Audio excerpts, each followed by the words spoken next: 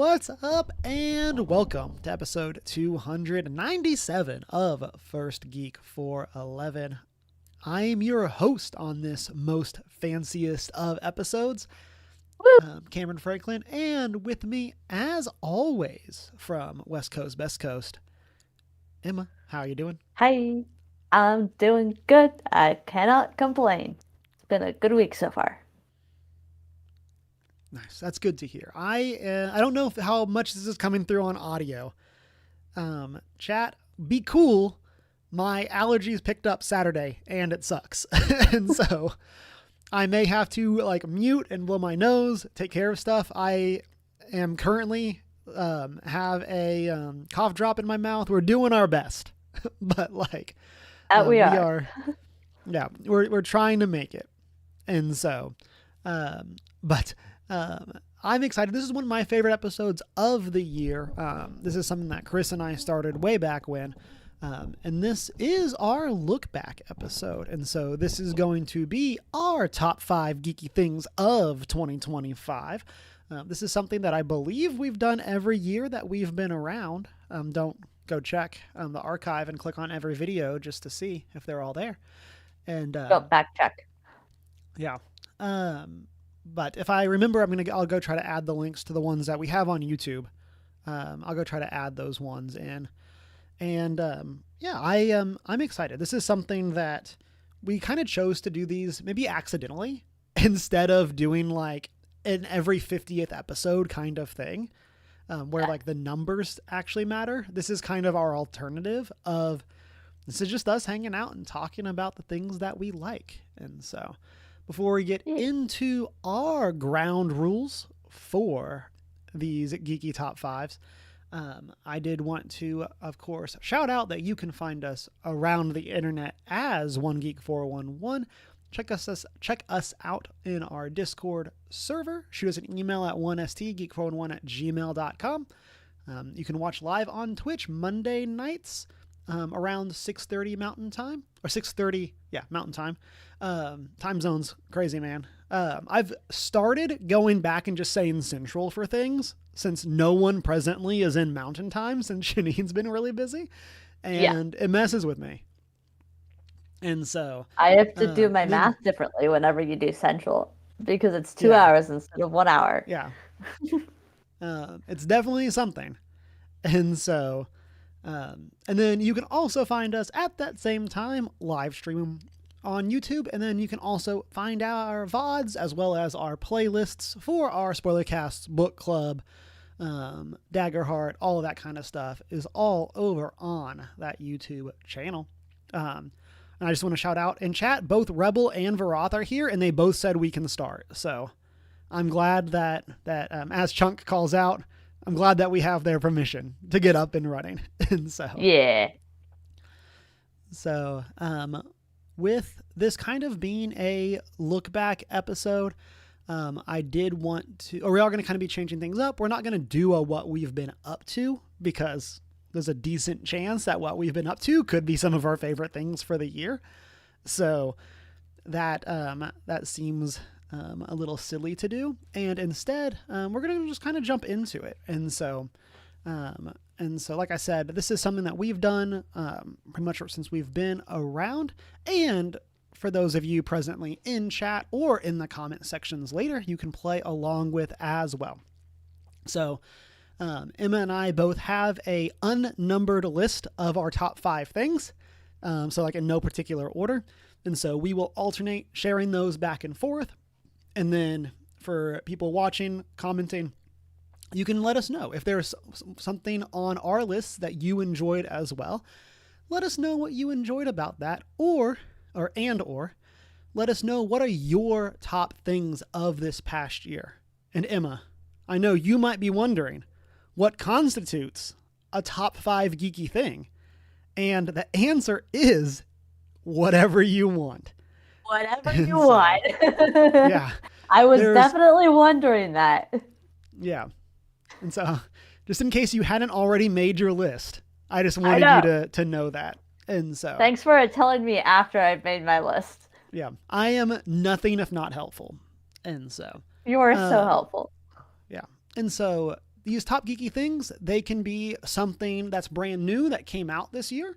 This could be something that you got to go do this year. It could be a trip. It could be something fun. It could be something that has been around for a while and you just are like finally discovering this new hobby or this new fandom. All of those kind of fit in. They can also just be general things that you got into, like a new hobby as a whole or something like that. And I think we will do our best to explain why those things are on our top fives, but you as chatters don't feel an obligation to do that. If you wanted to say, hey, my favorite thing, people, Chunk in chat is saying Dispatch is definitely on his list. Great. That's all you got to do. That is a good one. This is the thing that I like. I've been watching people play that.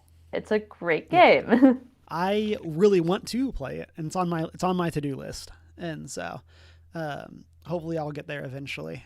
But, before we get into our list proper, we also created some honorable mentions of things that are not on the formal list, but things that we did want to give a shout out to. So we can go ahead. If you want to do both of your gold, honorable mentions, I'll do all of mine, and then we'll get into our list.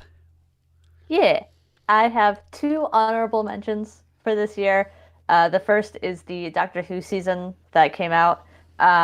It would be on my top 5, but we had a whole spoiler cast where we talked about it. I'm a little sad it was a short season, short being like 7, 8 episodes. Yeah, like under 10 episodes, which is unusual for Doctor Who, and some of them were hit and miss. Like the whole season was hit or miss, but it was going back to like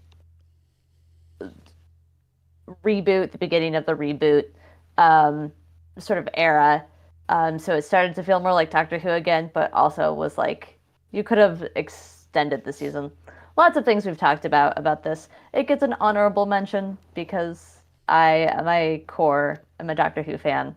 So like I have to mention that it happened and that I loved it, even though I had complaints about it. And then my other that I had going on this year is that it's been a very successful gardening year for me. I had 2 garden beds that I got to plant a whole bunch of vegetables in, and I had lots of tomatoes this summer that I turned into tomato sauce and froze that I'm still eating and turning into tasty dishes.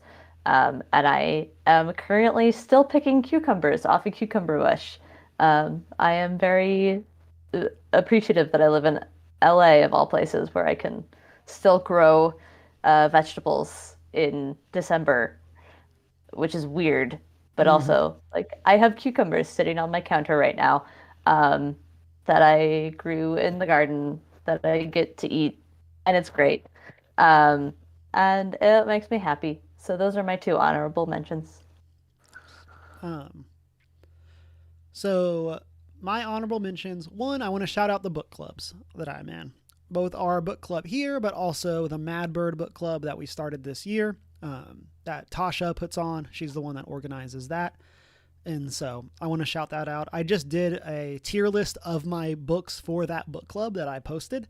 And so that was really fun. I'm looking forward to doing a like book club or a tier list of all the books that I read this year, but that's going to be a whole other beast. And so I want to shout out book clubs because they're fantastic. And then I also wanted to shout out 2 things that were both like close to making my list, but didn't specifically make it. One of which shocks me, and I would not have thought that I would have put this even as an honorable mention at the beginning of the year, but that's Superman. Yeah. Like, I am so happy that the Superman movie is what we got, and I enjoyed it so much. So good. It's so fun. It's so fun. It's a proper. It feels like a comic book movie, like what you would expect from a comic book movie, in a good way. Yeah, in the best way possible. And so so like I'm shocked. As a spoiler, there's nothing. Well, there's one Marvel thing on my list, but it's a little different. But like I am shocked that Superman is on my list. But yeah, that's probably my favorite movie of the year. And yeah, I loved that so much. It was very close to just being one of the 5, but I ended up having some other stuff. And then I also want to give an honorable mention to Blueprints, Prince. This was an indie game that came out this year.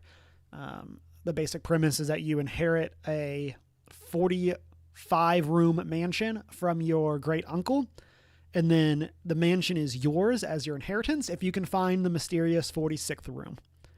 Yep. And so it's a deck building roguelike as you are like exploring the mansion every day, because every day the rooms reset and you build out the new layout. And then one of the things that I think the game does really well is getting to room 46 is basically Act 1. And if that's where you want to stop playing, it is an amazing experience. But then if you want to dive into the insane rabbit hole that is like the iceberg of the rest of Blueprints, like there's so much going lore. on. Like there's an actual reason behind why you have to do this whole the rooms resetting and going to the 46th room.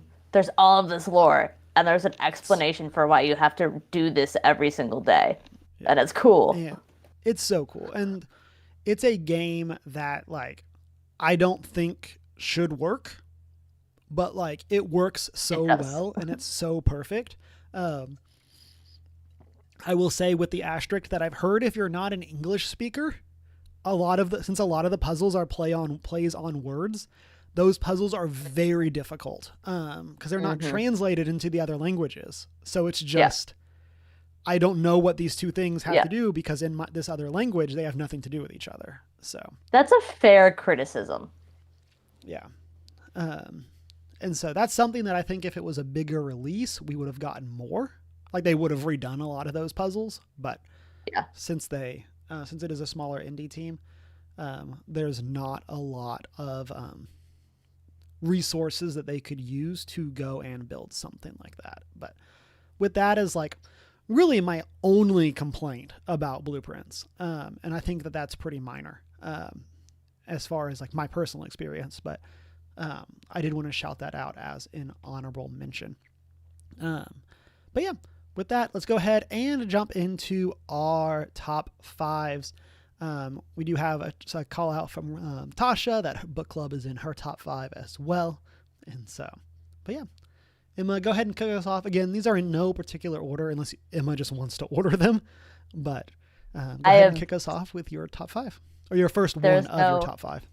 There's no particular order for mine because they're all equal in my eyes.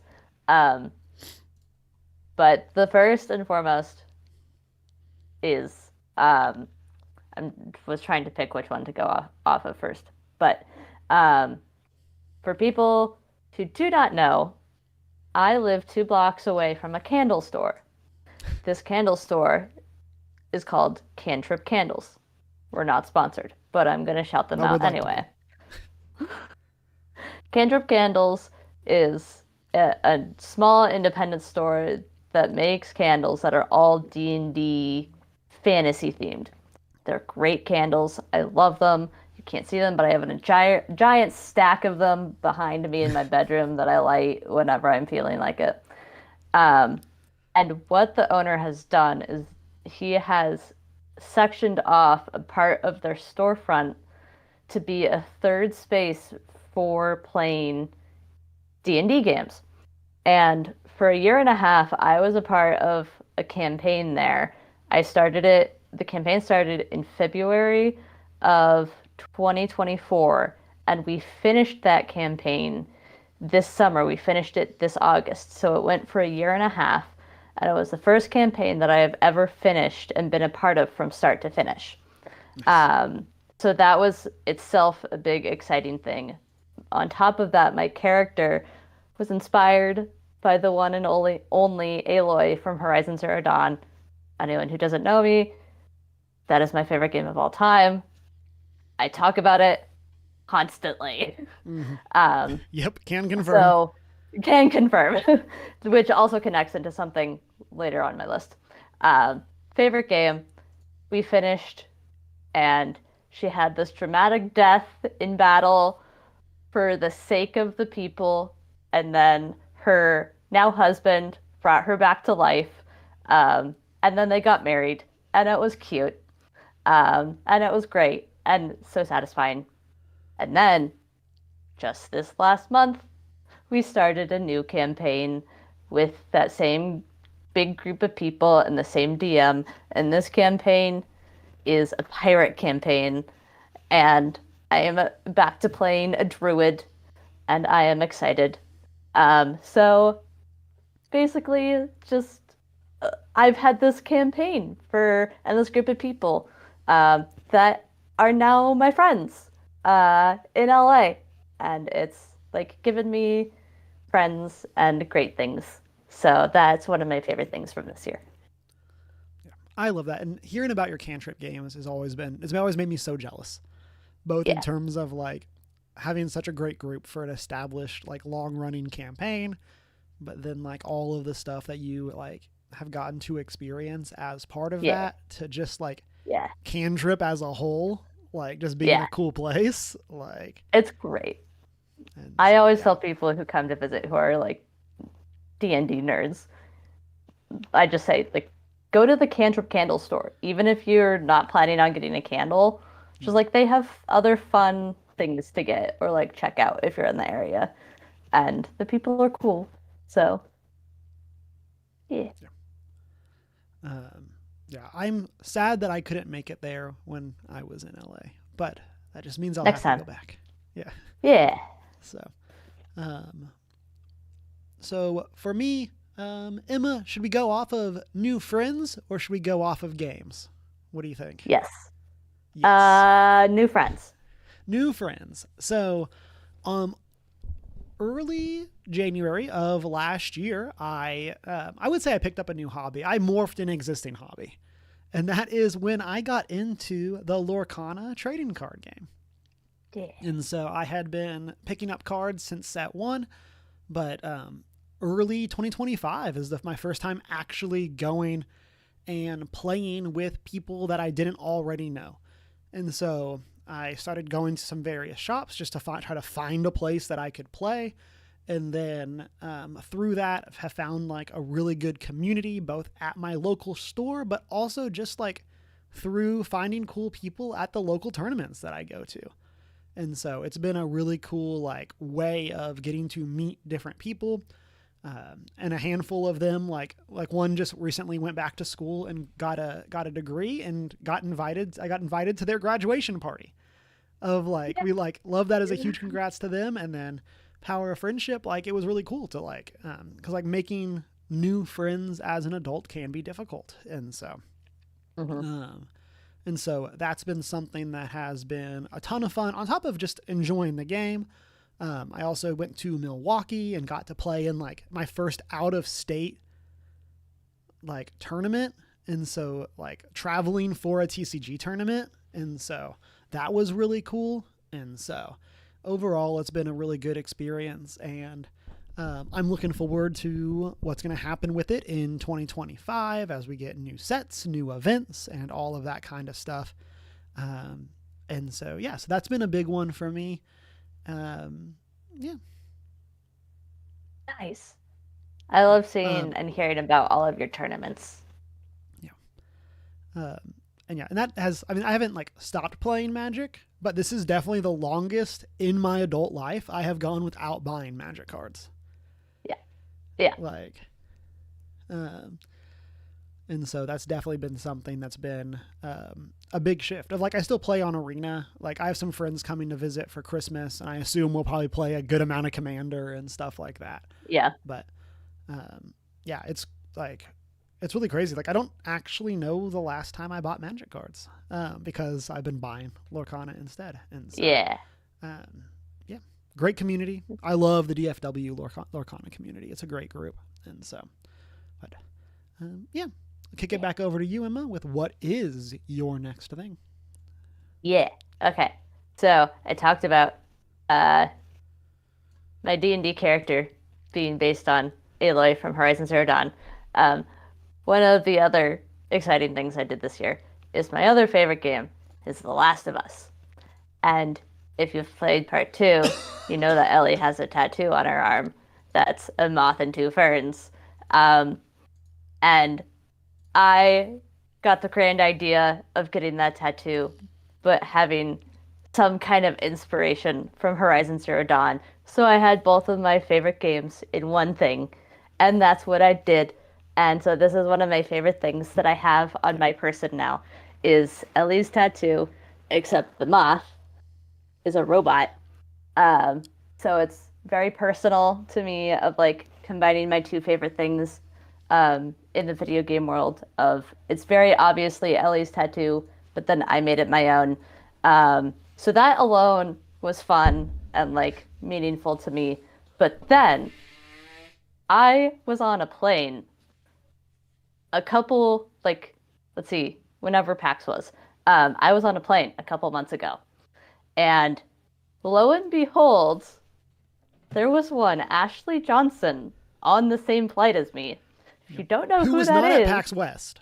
who was not at PAX West. Like, that's what makes the story even crazier. Like, she was not there.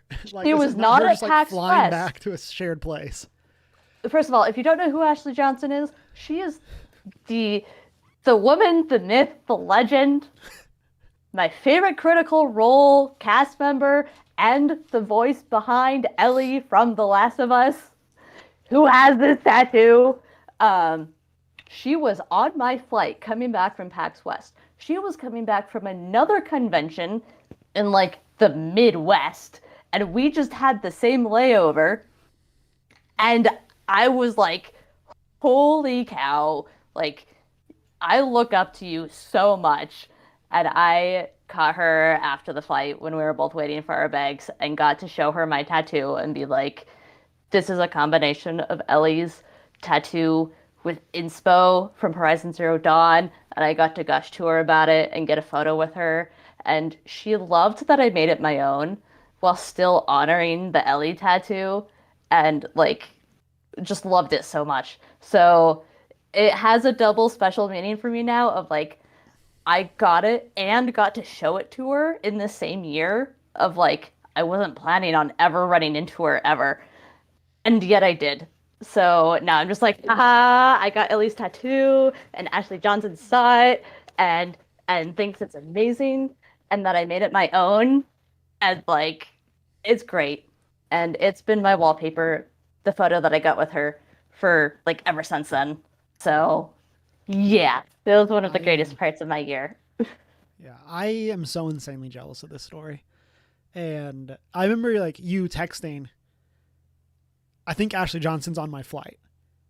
Yeah, she was literally a row in front of me and across the aisle. And I was like, oh my gosh, guys, guess what? And then, yeah. And then, like, even that was awesome. And then, like, you getting to talk with her afterwards, I think is, like, amazing. Yeah. And that's so cool.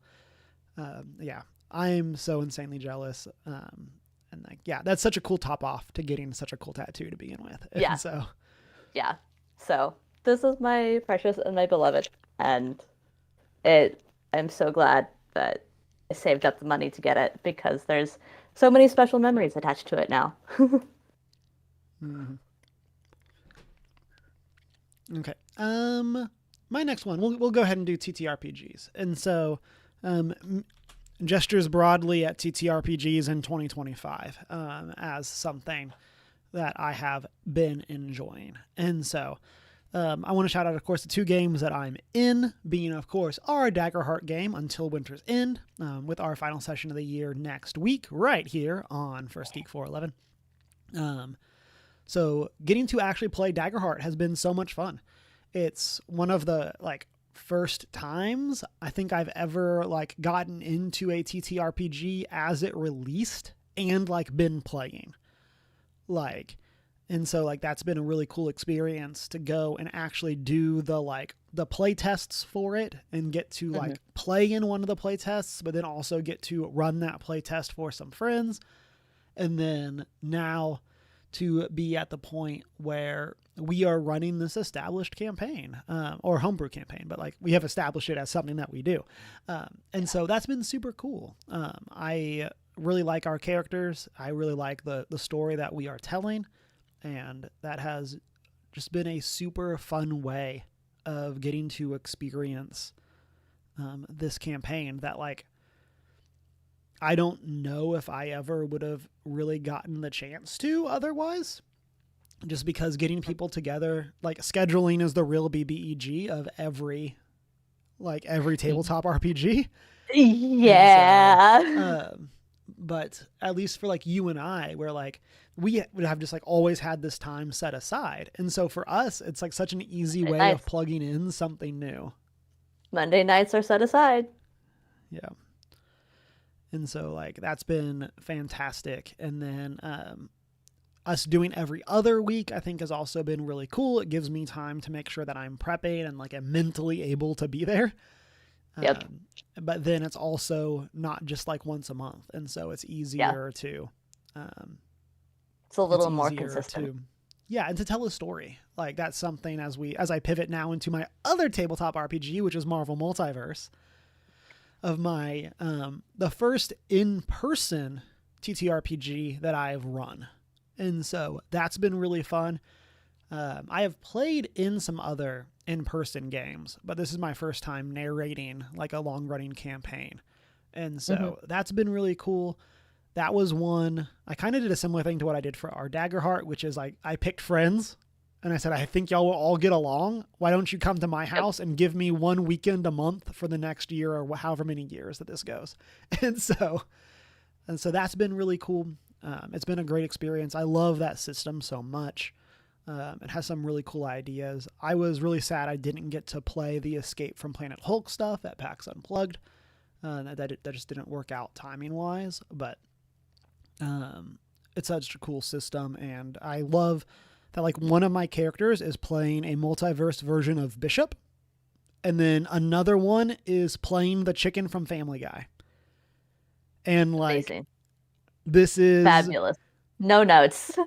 Yeah, this is where we are. And so it's such like a weird dichotomy, but it's all somehow worked. And it's like, you get this mix of like goofy characters, but also some silliness and like, and some seriousness, I mean, of like, kind of the overall story arcs. But then, yeah, that has been a ton of fun. And then it has just been a great year, like in that sense of telling fun stories I mean, you talked about Cantrip. And so this is kind of me gushing in the same way of like collaborative storytelling. Who knew? It's amazing, folks. Like, who knew? It's almost like we've been doing this for thousands of years. Yeah. It's almost like this is how like most stories were created. Yeah. And so, it's like this is part of human nature. Yeah. And so that's been super fun. I definitely really appreciate it. As Tasha says in chat, yes, playing Daggerheart with y'all has been a top moment of the year. We don't judge because we don't understand. I 100% said that to someone not in our Daggerheart game, and they looked at me like I was a crazy person. Yeah. Yeah. We're just doing our best. We don't understand what's going on, but we're doing our best. We're doing our best. We're doing what we can. Yeah. And so I'm really excited to see where this story goes. We are presumably about halfway through. I've said from the start, my goal is that we're going to finish Daggerheart, that we are going to tell this like overarching campaign. Y'all have had so much fun playing that like I can't railroad y'all. I'm going to throw in an asterisk related to that, which is Cameron said we would be done with this campaign by the end of the year. I did. We're not even close. We're so far not away. Not even close. We're having so much fun. Yeah. Yeah. I did not realize how little time 2 hours is. Like when it comes to actually playing. But then I wasn't sure how much y'all would get into the RPing, just since it's kind of such a disparate group of like, y'all. Many of y'all knew each other, but none of y'all, other than Sneaky and Mayfly, none of y'all had played together before. Yeah. And so I wasn't sure how quickly y'all would get into the RP together, and y'all just like dove into it, and that's been amazing. We're ready. Yeah. You picked people who have done this before. Like Yeah. you said TTRPGs and we're like, okay, bet. Let's Yeah. go. Let's have a good time.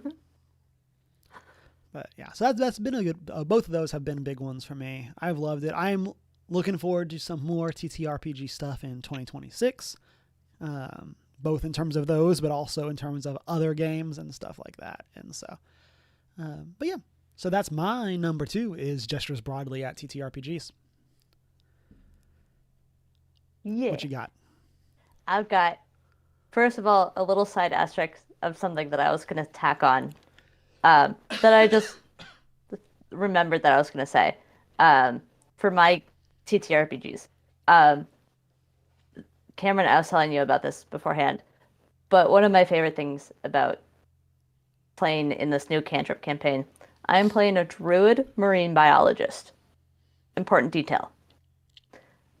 My most recent character development that I have picked is that she has beef with all of the seagulls because she has this conspiracy theory going on in her head that there is one specific seagull that's been pestering her. And she is convinced that that seagull is really another druid in wild shape trying to steal her research from her. And I just think that's fun and exciting. And the Yep. things that I love that. games can let us do is come up with weird random things like that while you're on the Pirates of the Caribbean ride with your extended family because they invited you to go to Disneyland with them. Yep. um, but yeah, okay. My number three is PAX West. Um, I got to go to PAX West this summer with Cameron and his lovely wife, and it was great. And it was the first time I've ever gone to PAX West, and I had no expectations, um, and they were all met, and even then some. Um, in other words, I had a blast. It was a good time. Um, we walked around, saw a lot of booths. I watched Cameron and Deanna both play games of Lorcana, and it was a lot of fun. And I spent way too much money, and that's okay. Um, because I learned about a lot of new independent artists Mm-hmm. who were there and like selling their stuff and getting their names out there, and that was really cool. And we all hung out for that weekend, and it was so much fun to like hang out with first geek people in person, Mm-hmm. and it was a good time. Yeah. I'm going to piggyback off of this because my next one is PAX West and PAX Yeah. Unplugged. I lumped them together because there's no rules and I get to do whatever I want. And so, but yeah, PAX West was great. It was awesome getting to see you, getting to hang out. And it was very cool getting to go back to Seattle.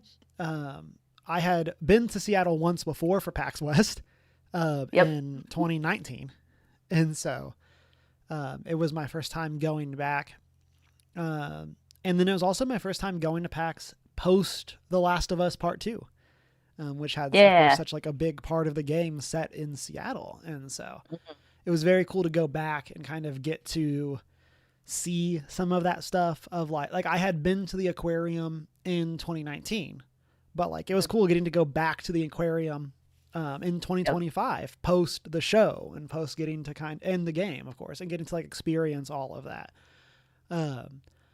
And getting to like see the Space Needle and like all that kind of stuff. Mopop, which is the Museum of Pop Culture. And so like that was a ton of fun. And then yeah, as you said, PAX itself, it's just such an awesome experience of like it feels like there's always too much to do in the best possible way. And like there's so many booths with random people that are passionate about what they're doing to talk to. There's so many like games to demo and try and Yeah. stuff like that. So Like many indie developers, which was really yeah, cool. I still have my stack of cards of like business cards and info cards for games, mm-hmm. and then I wish listed a bunch of them on Steam. So it was cool to go around and see all of the games people were developing. Yep. it's like one of my favorite experiences of like, and like we went, I convinced Emma and Deanna to go with me to the Nintendo booth first thing in the morning so that we could play Pokemon with zero expectation that we were going to actually do it.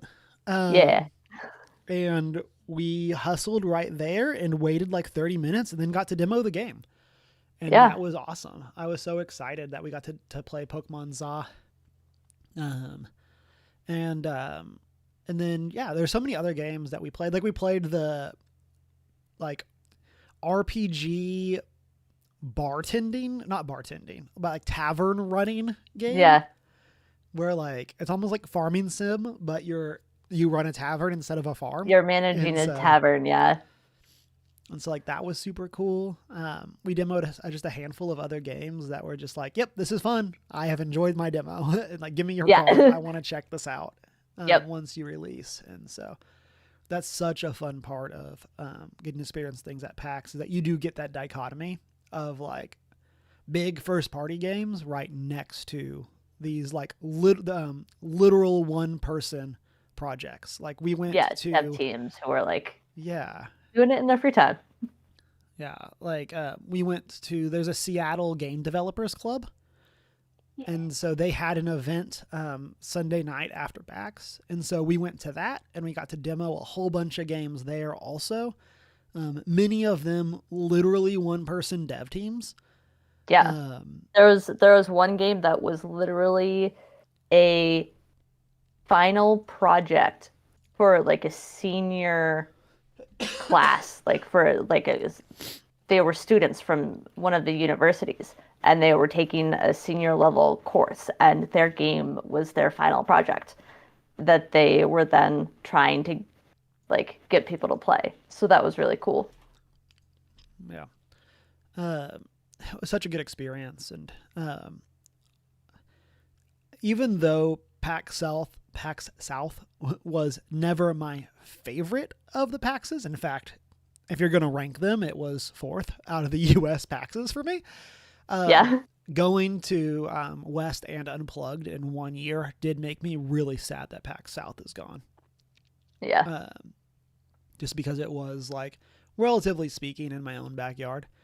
And so it wasn't that far away. And so that did make me sad. But yeah, and then building off of this, PAX Unplugged, feels like I just got back like a week and a half ago. And so, fantastic. PAX West is focused on all kinds of geekdom, and then PAX Unplugged is more specifically unplugged games. So board games, trading card games, TTRPGs. And so that was a fantastic experience as well. Really funny hitting up some of the exact same booths, Emma, that you went to, that I went to with you at PAX West. They were at Unplugged, and I went right back. Yep. It was the Pacific Northwest one specifically. Yeah. Because I remember that table because I considered getting their book. Yeah. But like Dispel was there as well. I went to the Cellafair, who's the company behind Gloomhaven's booth.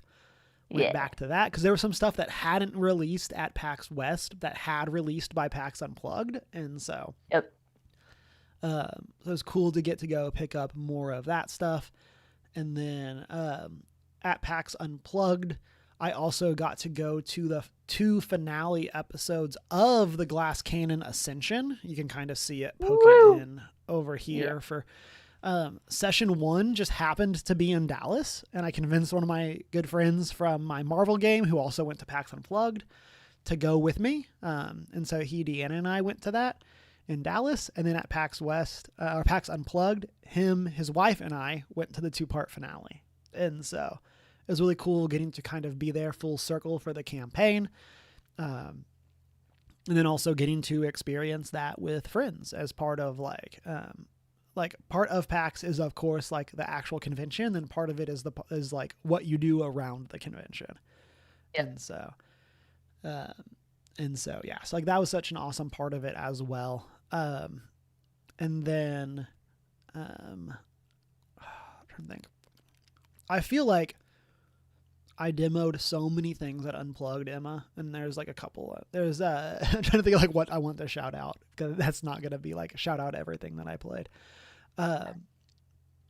But there was I think it's like Malefaction or something like that. It's It's basically Magic the Gathering combined with Warhammer.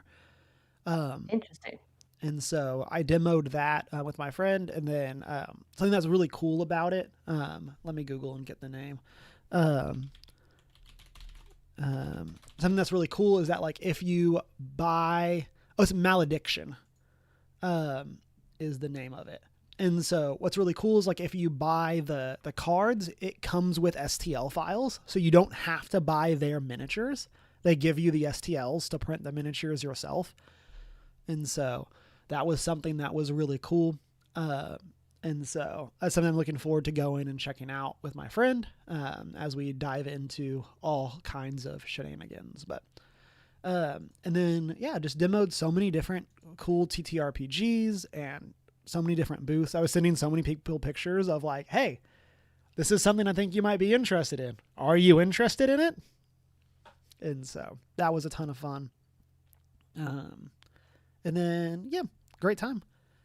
So that is both of our number 3s. So I'll go ahead and kick it back over to you, Emma, for number 4. Let's see. We'll do this one. I have gone to several concerts this year, which is mostly in my top 5 because I haven't done concerts a lot in recent years, and I love music, and just getting to go to concerts in general is fun and exciting for me because it's kind of like going to PAX West or Comic-Con of like you get to celebrate the things that you love with the people who love the same things, but it's concerts for bands. So I got to go to 3 this year for bands I really like, and those were all enjoyable. So they get clumped into the I went to concerts this year, yay! 2 of them I went to by myself, and then the third I went to with my best friend, one of my best friends. And those were all a lot of fun because I got to meet some new people, trade some fun bracelets and trinkets with other people. Nice. I have a whole little concert jar here of goodies from going to those concerts. And that's just been a fun, enjoyable thing of like, I'm trying to go out and do things that bring me joy. And one of those things has been having a little pocket of savings set aside to go to concerts where I can. So that's just been something enjoyable that I've gotten to do. That's been like, yay! Like it's just fun to do things like that. Is go out and have fun experiences, and yeah, I'm trying to cross this out, but I don't know how. Yep. Um, I got you. Great. But that is something that I've done this year that I've kind of made a point to do of just like go out and meet people at fun events and take advantage of living where I do to like go do things I wouldn't normally be able to do. And through that, I've met some really cool people. And like, I mean, Cantrip is also one of those like things that I randomly did 2 years ago, a year and a half ago, 2 years ago at this point. I'm like, I'm going to do this random thing. I don't know anyone who's attached to it, but I'm going to do it because I live close by. And now I have a whole friend group because of it. So this year I kind of made it a point to go do more of that, of just going out and like trying to make my friend circle bigger. And so part of that has been going to concerts in my area, and I've met some really cool people in the process. Yeah. In chat, Veroth says, great item. Emma, I had just started trying to go back to concerts in 2019. Sigh. Go on. But yeah, that's super cool. My next one's going to kind of build off that same idea. And that is the Bury Our Bones in the Midnight Soil book tour by V.E. Schwab. And Yeah. so this is something that I had really never experienced before. I had been to like one other book tour, and it was like a nonfiction book that someone from the church I worked at invited me to. And so I knew nothing about the author. I knew nothing about the book going into it. And so this was like my first time ever going to a book event and loving the author. I've made my stance on V.E. Schwab well known. And then also Hey. just being super excited for the book. I had been so excited. I love Invisible Life of Addie LaRue. This is like not direct sequel, but like spiritual sequel. And like the way that Schwab had been describing that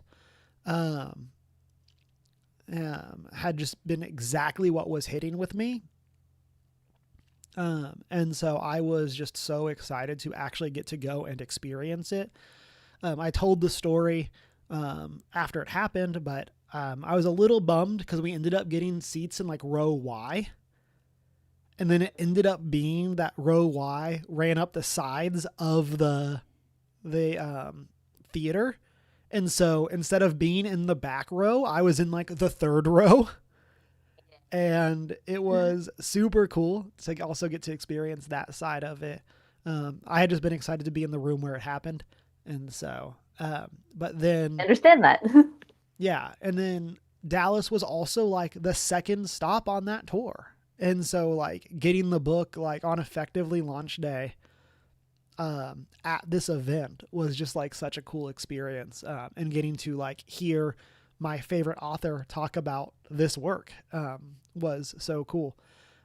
You, like V.E. Schwab, I would never have Yeah. guessed. And so it's something that like I was super interested in, and then it's not something that prior to us doing book club here I would have ever thought I would gone to have done. But it was something that was super cool, and I was like, I had no clue that like there's like this established book club scene or book tour scene that comes through Dallas, which like makes sense because Dallas is a big metroplex. But like Yep. it was so cool to get to go and experience that. And then like I have friends in the area that like didn't come to the book tour, but like I was able to have dinner with them beforehand. So like Deanna and I went down, had dinner with some friends, then went over to this book thing. And so it was a super cool way of like getting to like experience a book in a way that I was very not used to. As someone that's like not really hasn't really been into the author side of books really ever in my life until presently. So Yeah. yeah, so like that was super cool. Yeah. And we'll pass it back to you. Yeah. Speaking of books, my last thing is book related. Uh, I have gotten back into reading a bit this year, um, which is fun and exciting and great and delightful. And on top of that, I beat my personal reading goal for the year. It's not a lot in comparison to Cameron or Shanine, but I beat my personal goal for the year, which is exciting. Um, I I'm told so excited myself for I was you. going to read, I think it was like 15 books. Like, I think that was my goal. Because my logic was it's going to be the 12 books for book club, and then I want to read an additional three on top of that that are not book club related, just for like the sake of reading books that don't have a requirement attached to them, so to speak. And I beat that by at least three books. I don't have my phone on me, but I read at least five books separate from book club. So it ended up being um, like 16 or 17 books that I've read. Um, and it's great. It's fun and it's exciting. And I'm so proud of myself for reading more than just the book club books for this year, um, or for just any year in general. I powered through three of those books over the course, actually, five of those books over the course of a month. So there was 1 month this year where I read like six different books because I was like, I picked up a book and it got me into a reading kick, and then I read the other two books in that series, and then I read the Sunrise on the Reaping and Cthulhu on top of those three books in that series, and then the book club book, just all Nice. over the course of a month, and I was like knocking them all out, and then I was like, yeah, I did it. And then that just kind of it slowed down a little bit, but I kept going, and I'm very proud of myself for um, beating my reading record or goal. It's not a record. It's a goal for the year. Um, so that's something that I'm proud of for myself this year. Yeah. Yeah. I building off that, like book clubs, local libraries, they're awesome. Again, kind of going to Yeah. my honorable mention there. And so that's something that like, um, again, like getting back into fiction. Again, if you would have told me, I think 2 years ago, I had like, and we'll spoilers for January. We'll do a like what we're anticipated for 2025. And as part or 2026, and as part of that, we'll talk about like goals for the year. And I think like 2 years ago, my goal was to read like a couple more books than book club, and then now here I am, like Yeah. because of my local library, and so yeah, I think that's huge, and that's like a super cool part of like I guess for me, it's like getting to re-experience something from when I was younger, because like I was Yeah. into reading as a kid, Yeah. like I kind So of was fell out I. for a while, got back into it in high school, fell out Yeah. again for like college, and like I Yeah. read a lot when I was in Connecticut, but it was never fiction. It was always nonfiction, Yeah. I got and burnt so out in college. Like I was yeah, reading all through high school, and then I went to college, and I was like, I'm too exhausted to from college stuff to read yeah, for fun. And then I just haven't really gotten back into it in the same way. So yeah. But yeah, if people are interested in reading more, go check out your local library. Odds are do it. they have great access to online resources, especially if you're like me and you love audiobooks. Yeah, Deanna also says the local library is great if you don't own a printer. We regularly will go to the that's library to print things, true. Yeah. and so, but yeah, and then my number five, to the surprise of literally no one, Varoth made the joke about this earlier in the stream. My top five, or my number one for this year, if I was putting a number on it, this would be number one, is Claire Obscure Expedition 33. I remember seeing this game and thinking this game looked so cool. And Yeah. then the game came out this like earlier this year, right around Blueprints, and man, I was living high that like Mm-hmm. 3 months or whatever of playing a ton of Yep. Blueprints, playing a ton of Expedition. Yep. Like it was such a good time to be me. I It's I also picked been Expedition back up earlier this yes. week. Yeah. Um, I dropped the difficulty down to easy because I was tired of not winning this battle. But it's yeah, such a good game. yeah.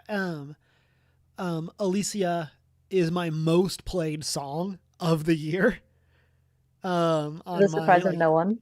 yeah, again, it's all Taylor Swift, and then number one is Alicia. Like, um, Amazing. I love that. it's like the first time in a long time that like a video game soundtrack has really grabbed me. Of like it's such a good, um, like well put together soundtrack. The story is so cool. Small studio, but they managed to get some big names to come and take part in the game. Hmm. I love that they're getting the recognition that it's getting. I'm out here cheering for the Claire Obscura sweep at Game Awards this year. And that like the only reason they can't win all the awards that they've been nominated for is because they're nominated against themselves in some of the categories. Of Yeah. like I think three of the six for best performance are all Claire Obscure. Uh-huh. Um, and I love that. And I think it's such a cool story, it's such a cool game. I love that it's gotten some people into turn-based games that like would not have been into it otherwise. Yeah. It is. I say that as someone who's loved turn-based for a long time, but like understands the criticism of a lot of it. I think it's been so cool getting to see people connect and overcome this like, oh, but it's turn-based, like, but you'll love it. Yeah. Do I have emotional damage from this game? Yes, most definitely emotional damage. Yep. But it's so worth it. And it is why I love video games, and the same reason that The Last of Us is the reason that I love video games. Of like, it is an amazing story about amazing characters, and then the game itself just builds off that story in a super cool way. Like the actual gameplay connects with the characters in cool ways. Like you care about what's happening to all of them. And it's there's so much going on, and there's so much that like I love to go and see, even as someone who like wasn't into like the min-maxing of the one-shot builds and stuff like that. Yeah. Like there's so much cool stuff that you can do that I think is so fun to go and check out, and is a type of game that I recommend that everyone plays.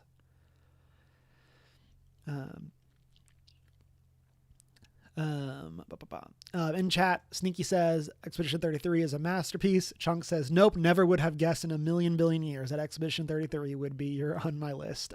Not at all. Yeah, I will go and do my ranking of all the games that I played this year, and it's really what's going to be second is really what we're playing for. Like Expedition 33 will be first. Yeah, that's a guarantee. Yeah.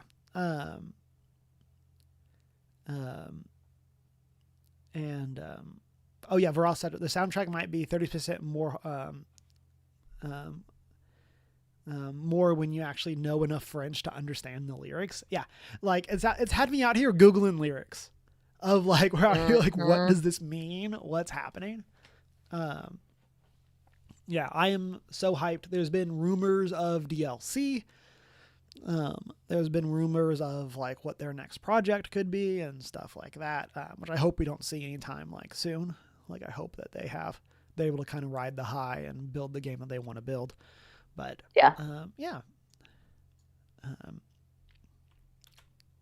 that is my number 5. I'm excited for you being back at it. I am excited to hear what you think as you go. I just spoilers. Plug your ears. I will try to avoid spoilers, but I think it's mid Act 2. Okay. Completed the fight with the older dude, and information was revealed about connections between him and one of the other members of the team. So I have finished that fight and am now off to go fight 2 creature monster things to then get to the point.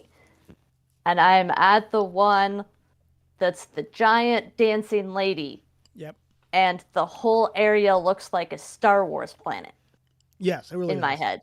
Her whole area looks like I entered the area and was immediately like, this looks like a location you would see in a Star Wars movie. In like a good way. It's such a lot like cool location. We'll throw that like where the in like Attack of the Clones. Yeah. So. It's a really cool location, and like a really cool, like, I don't want to call them monsters because they don't feel like monsters, but like just like creature design concept, enemy concept, where her whole thing is like, she's almost like a siren, but not. It's cool. I'm excited to keep going. Yeah. As someone who knows in the game and understood exactly everything that you were talking about, yes. And I'm really excited for people that had no clue what you were talking about to be like, I don't understand like these terms that Emma's throwing out. I'm trying to be vague to avoid Yeah, spoilers for people while also being like, this is where I am in the storyline, um, yeah, and my uh, general thoughts. yeah. I really like what you're about to get to, and so Yeah, you got some cool yeah, stuff on the horizon, and so. yeah. But yeah, that is going to wrap up our 2025, our top 5 of 2025. There we go. And so I do want to, of course, shout out chat. Appreciate you coming by. If you do have any more, I know we've had a handful that we've tried to call out as we have gone through. If you have any additional top things, favorite things from 2025, we'll try to do another round after the outro if there's a couple more. Otherwise, we'll head into post-show chat. And then I do also want to remind everyone that we have our episode next week. We'll be back for our next session of Daggerheart until Winter's End, as our players have arrived in Lower Moonhold. It's a weird place to be. Are there birds? Shrug. Who knows what could be happening? We've had weird Warlock visions. There's been a water lady and a guy who's a robot. And then y'all fought some gangsters. And so there's been some crazy stuff going on. So many crazy things. And then, yeah, we'll be back next week, 7:30 Central Time, 6:30 Mountain Time for that episode. And so hope everyone can come and join us. That will be our last episode of the year as we take Christmas and New Year's week off. Might try to do some like hangouts in the Discord or do something like that on Monday nights, but didn't want the pressure of like getting on during those weeks. And so, but yeah, as we go into our outro and post-show chat, remember you can find us as OneGeek411. Join that Discord server. Shoot us an email at onestgeek411@gmail.com. Check out the Redbubble store. Watch live on Twitch and YouTube at 7:30 Central Time. And then you can also find all of our VODs over on our YouTube. And then you can also check us out at our personal social media. Mine is Humar Whittle, mainly on Blue Sky, Instagram, and Discord. I am not prepared also on Blue Sky and Instagram and Discord, and no one gets my Tumblr because I am a non on there. So that's I am invisible. I am the night. I am invisible. You don't see me. But it has been a great week. Have a happy New Year. Make some new friends.